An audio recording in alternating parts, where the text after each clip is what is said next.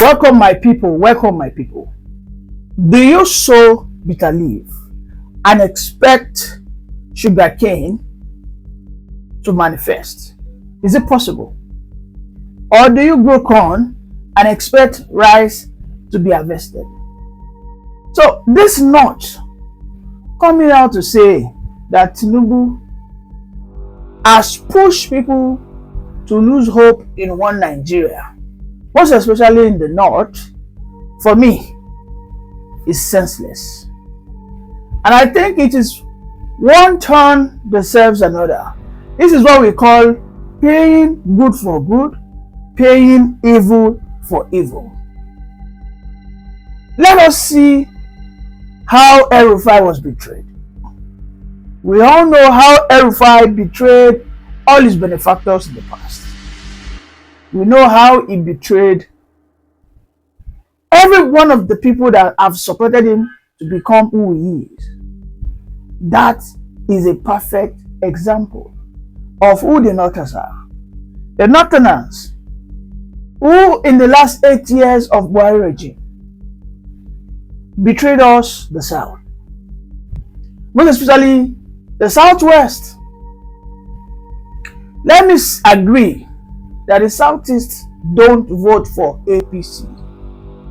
But what development, what substantial development did Buhari leave were for the Southwesterners?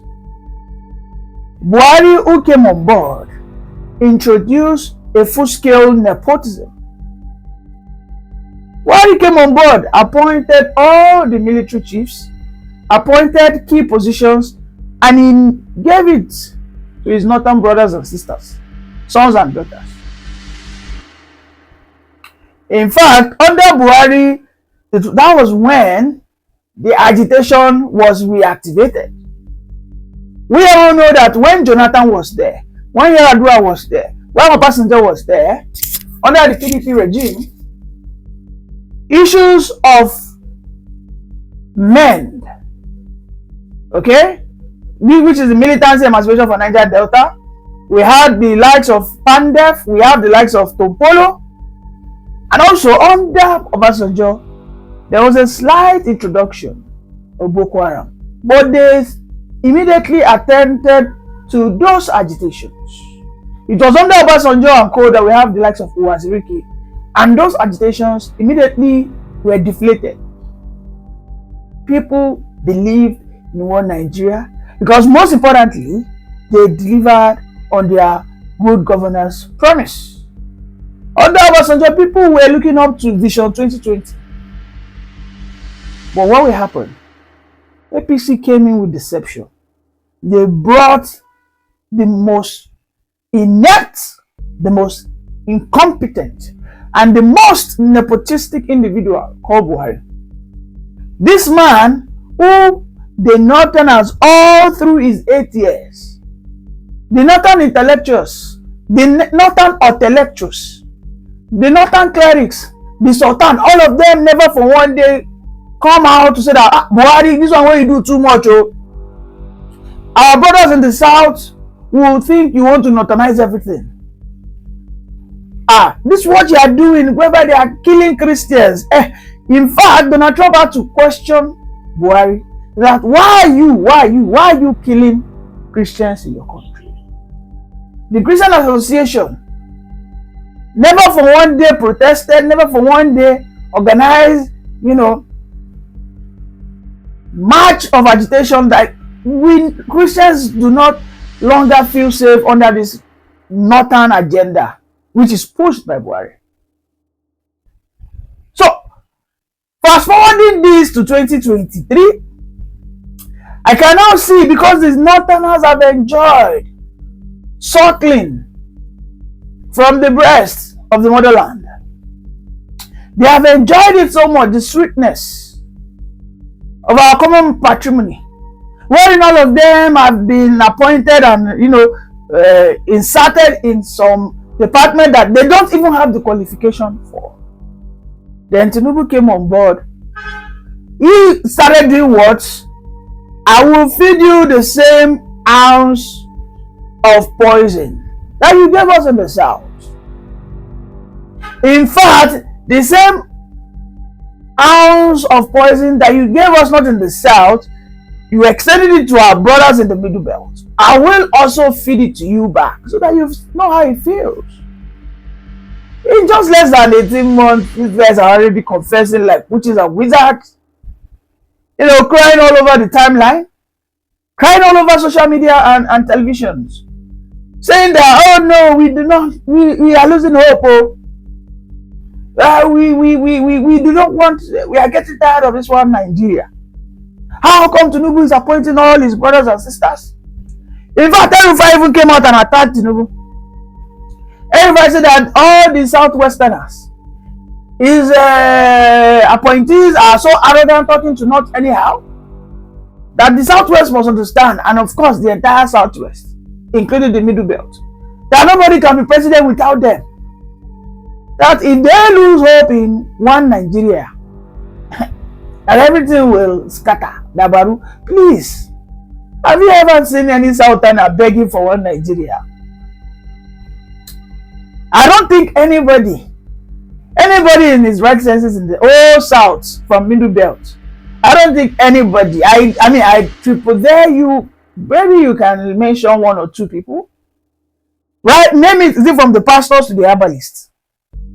Is it from the educated to the uneducated who are domiciled from Middle Belt downwards towards the Atlantic Ocean? They will tell you that they want to protect and defend one Nigeria. They not. So these conversations, it has always been our prayers that the time will come that the exploration of this country will be pushed by the Northerners.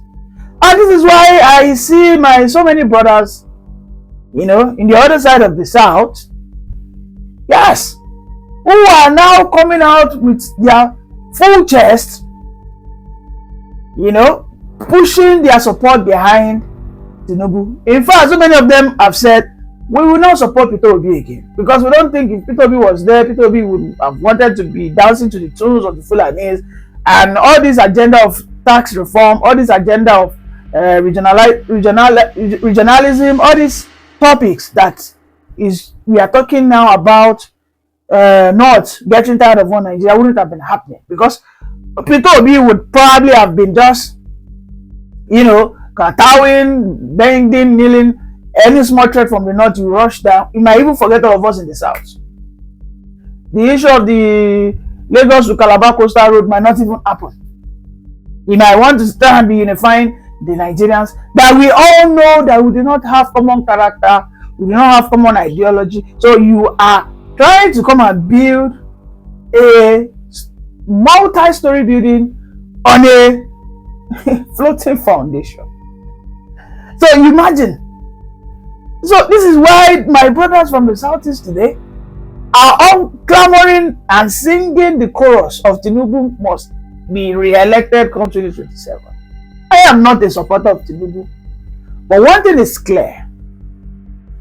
Everybody in Nigeria must understand, no one is bigger than anybody. Statements that came out from El-Rufai is an insulting statement to all of us collectively in the South, whereby El-Rufai will tell us that without them, without the North, without the Fulani hegemony agreeing and selecting and then instructing their children that you all should go and vote, nobody can win an election from the South. But you see, they are getting scared because Tinubu understands fully well where the marker, where the territory of the North ends. Tinubu understands that North does not extend beyond, it doesn't even, Core North does not even extend into Southern Kaduna.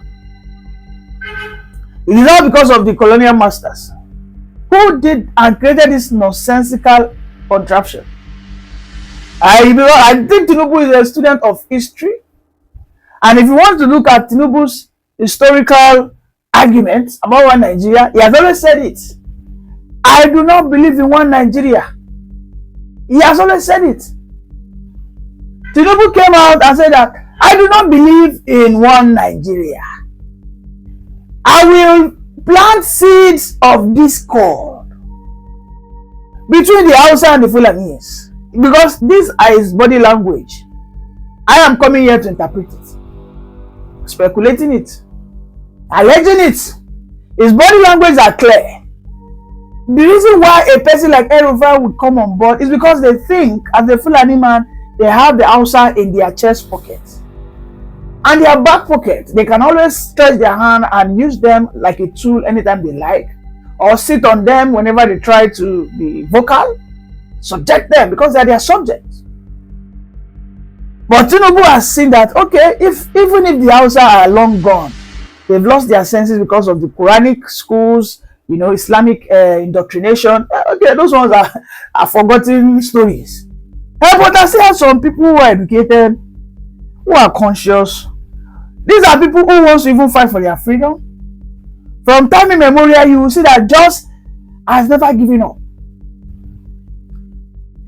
Jos is the heartbeat of the Middle Belt. Plateau State. Then you can talk of Benue. Those two states are critical for the existence, for the existentiality, for the essence of Middle Belt. Those two are the pride, are the, when you talk about poster boy of Middle Belt liberation, those two states are so pivotal and critical. Just for example, you look at Southeast, talk about Enugu and Anambra. Those two states are just like they are the pillars of the Igbo heritage. Then you can talk of Imo. Going to Yoruba State, you can talk about Oyo State and Lagos State. Those two states, when you capture them, you've captured the Yoruba. So you can see that these are the places the Fulanis have been trying. They have been trying with Jos and Benue. They have been able to penetrate to like 40%. They are marauders. They are marauding children who they were supposed to ordinarily have sent to school to go and read and learn engineering, learn science and technology, learn business administration, learn agricultural husbandry, animal husbandry, all these things. But instead, they send those children, those northern children, they send them to the elementary schools, and from there they brainwash them and they tell them, well, you fight for Allah, you fight for the cause to go and meet 72 virgins in heaven. So this is what they are selling to their own kids. And because the proximity of Benue to north, there's this thing. But even with this, with high level and very tough skin and resilience, the Jos are still been able to resist and push back. For years, throughout the regime of Buhari, Benue was always under siege of these terrorist Fulani herders attack, renaming their communities, taking away their villages, reducing the land mass of these places. Their agenda. You get the point? So they can now see. They are now scared that the agenda is clear. When the Yoruba man who is there, who has said, this code, I will expand it. I know the Hausas have always been disgruntled, but they've never had an opportunity to speak up. I know the Jos, they don't like the Fulanis, though the Hausas are long gone. But the Fulanis, the Middle Beltans, talk of the beautiful and tan girls. We talk about the Broms. We talk about the Nupes. We talk about the Galas. We talk about the Idomas. How can these people be a subject to the rule, leadership, the caliphate? No, Tinubu has now said, okay, you know what? I was given a chieftaincy title in the Middle Belt. I see that I have a long affiliations with the Middle Belt. We have a very long, robust relationship. They gave me the chieftaincy title called Borgu of the Niger. Niger is a neutral land connected to TV. You get? So, Borgu is not a Fulani man. Okay? Borgu of Niger is not a Fulani man. Tinubu has seen all this. I understand you guys are still being suppressed, but how about I throw you guys some of these opportunities? He started with North Central. You guys, when he gave his North Central commission, the Northerners couldn't believe it. Was like a shock that, hey, God damn it, this guy seems to be, it seems Tinubu wants to catch us. Then again, he brought Southern Kaduna, boom, they started bringing all manner of excuse. Why is Tinubu trying to bring marginalized? Why is he trying to be divisive? That why is there something called Southern Kaduna? Why should he be naming the federal government? Why are you defending Abu Zaria, which is located in the northern Kaduna, has been marginalizing the southern Kaduna people? When you go and check the Twitter pages, the Facebook pages of El-Rufai, his media hate, you see them telling you that the southern Kaduna is a Christian territory. They will tell you clear, loud and clear. All through the years of why this man, Nasser, I don't think the attack they recorded in northern Kaduna, I don't think it's up to 3. But we will lose count. We want to start counting the number of attacks that happened in southern Kaduna.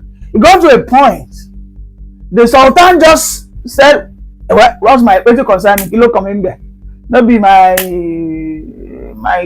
people of the same faith that they attack. El-Rufai came out.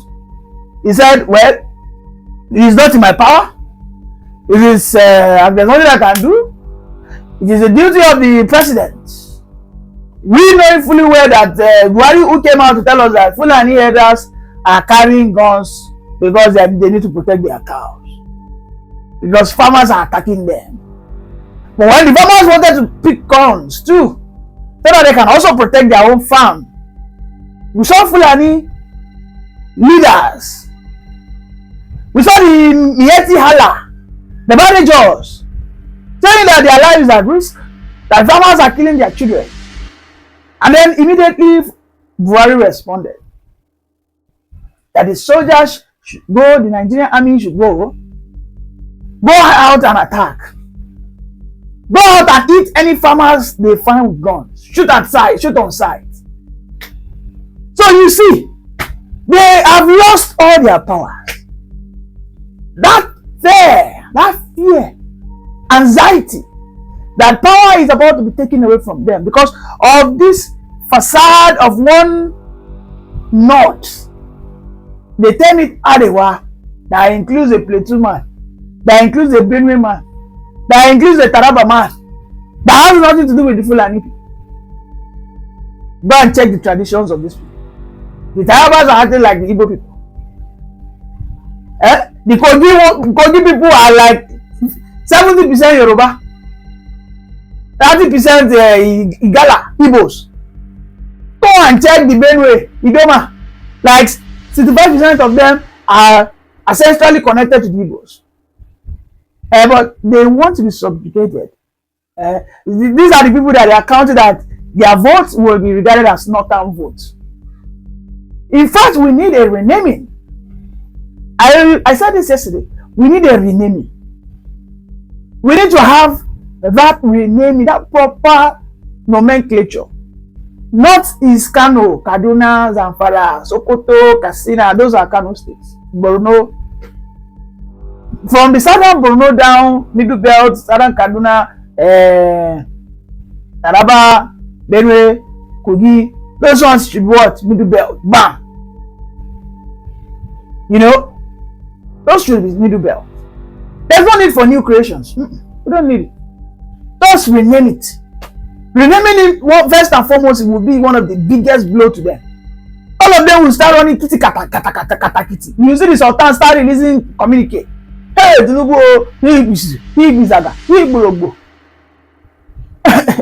You know, these are the things we need to put it right in front of their face. And this is what Tinubu is doing. Even though I don't support his government, or at least this level of bigotry is doing, he's sending a signal. And I think he's sending the right signal. They need to sit. And he would win. 2027. Because people understand that if a Fulani comes by 2027, hey, will you allow it? As a Southerner, will you allow it? As a Middle Belter, will you allow it? You know what they will do? Oh boy. So it is not a matter of you liking to that dismantling of that hand that has been holding our progress as a Southern collective. That hand of the Northerners, of the core Northerners, needs to be cut off. When it is cut off, everybody will be free. And they can keep singing, they are losing hope. That is what we want. That is our silent prayers. That a day will come that the North will say they want to secede. I don't think it will take, if the North announce today that they are tired, they want to secede just like the Biafrans, I don't think it's going to take more than 1 month.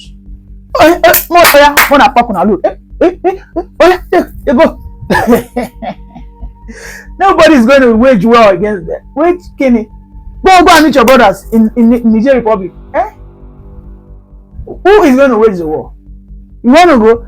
Maybe they think they want to go with Middle Belt. But we in the South will not allow them. Go with those beautiful Middle Belters.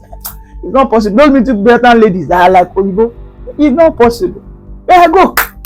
Don't be practicing your Sharia. No wahala. You guys go and no alcohol. You guys will go to heaven. There's 72 virgins. We don't care. We don't mind. It's not going to take more than 1 month. And for this, Tinubu apply pressure. Thank you.